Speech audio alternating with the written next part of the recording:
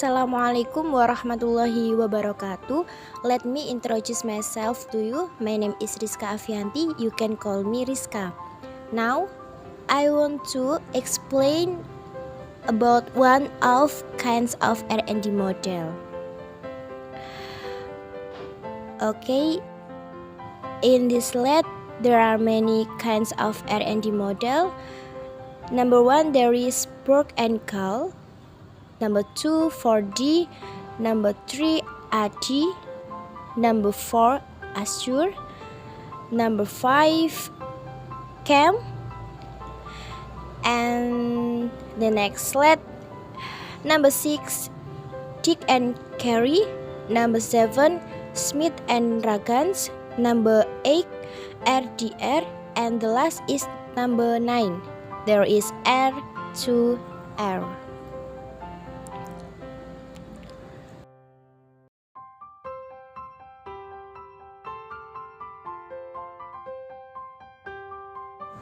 Okay, the next slide. I just explained about 4D development model.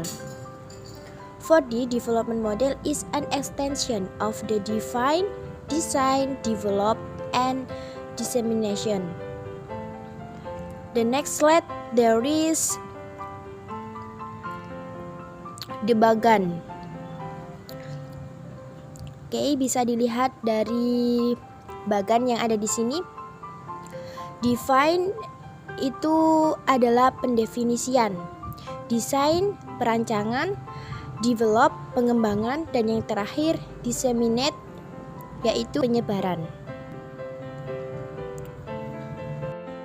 Okay, in this slide there is steps of for the development model according to Tyagarajan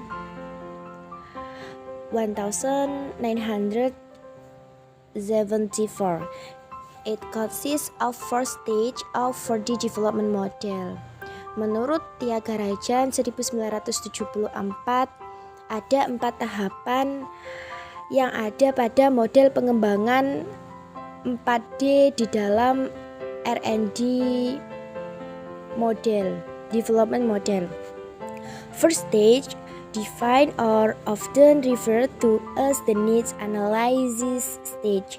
Yang pertama adalah define, yang artinya pendefinisian. Di tahap pendefinisian ini terkait syarat pengembangan. Pengembangan produk, pengembang perlu mengacu kepada syarat pengembangan, menganalisa dan mengumpulkan informasi sejauh mana pengembangan perlu dilakukan. Dan juga di tahap pendefinisian ini, analisa kebutuhan dapat dilakukan melalui analisa terhadap penelitian terdahulu dan studi literatur. Second stage is design, preparing a conceptual framework of learning models and tools. Tahap kedua yaitu tahap desain atau perancangan. Di tahap desain atau perancangan ini ada 4 langkah yang harus dilalui, yakni penyusun standar tes, pemilihan media, pemilihan format, dan yang terakhir adalah rancangan awal.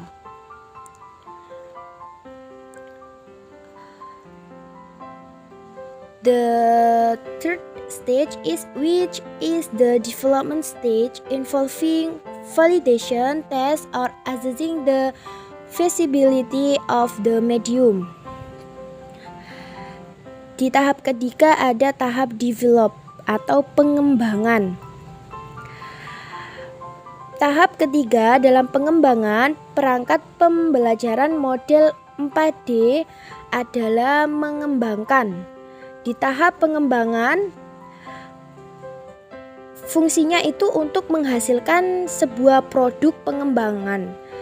Tahap ini juga terdiri dari 2 langkah, yaitu penilaian ahli dan uji coba pengembangan.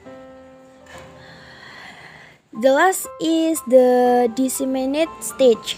That is the implementation on the real target is the subject of research. Yang tahap terakhir atau tahap keempat yaitu disseminate, yang artinya penyebarluasan. Di tahap terakhir ini, di dalam perangkat pembelajaran model 4D adalah pengemasan akhir atau difusi atau juga bisa disebut adopsi. Yang paling penting meskipun yang paling sering diabaikan. Di tahap penyebarluasan ini dilakukan untuk mempromosikan produk hasil pengembangan agar diterima pengguna oleh individu, kelompok, ataupun sistem.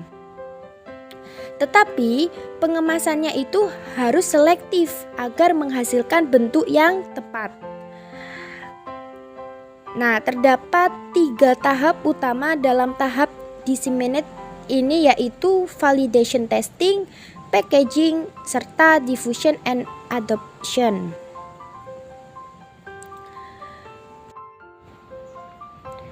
Okay, the next slide, there is advantage and weakness. The first is advantage.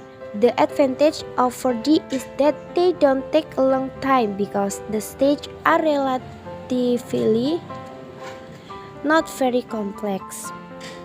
Yang dimaksud di sini adalah di dalam model pengembangan 4D, kelebihannya itu tidak membutuhkan waktu yang relatif lama. Karena apa? Karena di tahapan relatif tidak terlalu kompleks. Okay, the next is weakness. The weakness of the 4D model is that in the 4D model it only reaches the development stage and there is no evaluation. Where our evaluation in question is to measure the quality of the product that has been tested. Product quality tests are carried out for result before and after using the product. Sedangkan kelemahan dari model 4D yaitu di dalam model 4D hanya sampai pada tahapan penyebaran saja dan tidak ada sebuah evaluasi, di mana evaluasi yang dimaksud adalah mengukur kualitas produk yang telah diujikan. Uji kualitas produk dilakukan untuk hasil sebelum dan sesudah menggunakan produk.